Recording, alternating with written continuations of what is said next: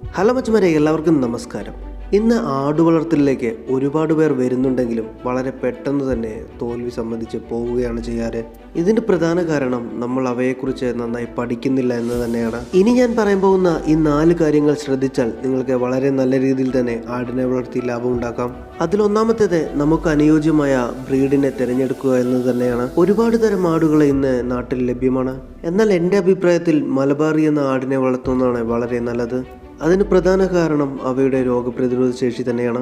മറ്റു ബ്രീഡുകൾക്ക് വർഷത്തിൽ 1-2 കുട്ടികളെ ലഭിക്കും. എന്നാൽ മലബാറി ആടുകൾക്ക് കുട്ടികളുടെ എണ്ണം വളരെ കൂടുതലായിരിക്കും. വളരെ കുറച്ച് ആടുകളിൽ നിന്നും 1-2 വർഷം കൊണ്ട് നമുക്ക് നല്ലൊരു ഫാം ഉണ്ടാക്കിയെടുക്കാൻ കഴിയും.